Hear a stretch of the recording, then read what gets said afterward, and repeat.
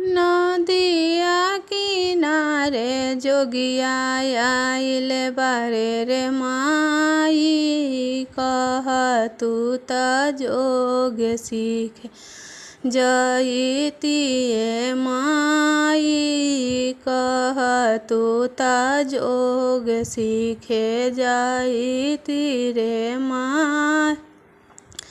नदिया किनारे अरे नदिया किनारे जोगिया आइल बारे रे माई, कह तू त जोग सीखे जइति रे माई।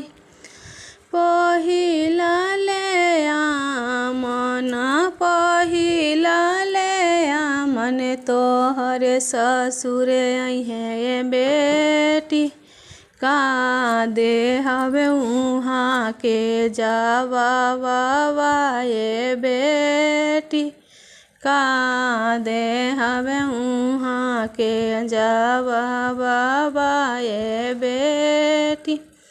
पहिला ले आमन पहिला ले आमन हमर ससुर अइहे रे माई, कह दिहा दुलारी धिया पढ़े गइली रे माई, कह दिहा दुलारी धिया पढ़े गइली रे माई।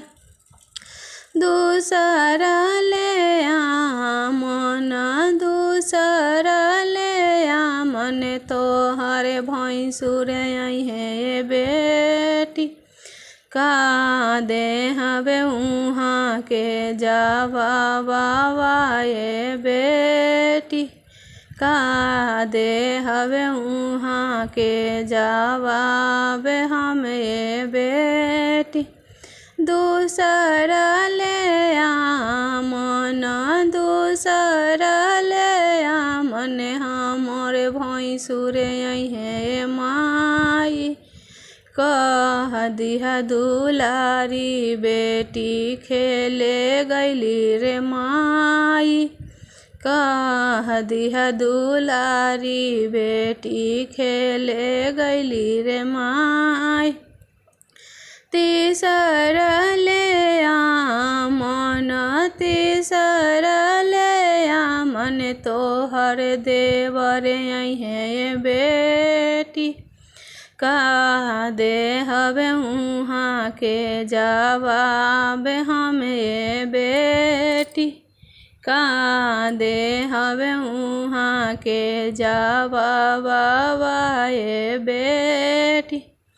तीसरा ले आमन तीसरा ले आमन हमर देवर अइहे माई, कह दिहा दुलारी धिया फुलवारी गइली रे माई, कह दिहा दुलारी धिया फुलवारी गइली रे माई। चौथा ले आमन चौथा ले आमन तोहर सजनमा अइहे बेटी, का दे हवे उहाँ के जवाब हम ये बेटी, का दे हवे उहाँ के जवाब हम ये बेटी। चौथा ले आमन अरे चौथा ले आमन हमर सजनवा अइहे माई, काठ के कठपुतरी बनाई हाय माई, डोलिया में जाई के बैठई हाय माई, डोलिया में ले जाके बैठई हाय माई, डोलिया के अगल बगल रोई हाय माई। नदिया किनारे जोगिया आइल बारे माई, नदिया किनारे जोगिया आइल बारे रे माई। कह तू ता जोग सीखे जईती माई। कह तू ता जोग सीखे जईती माई।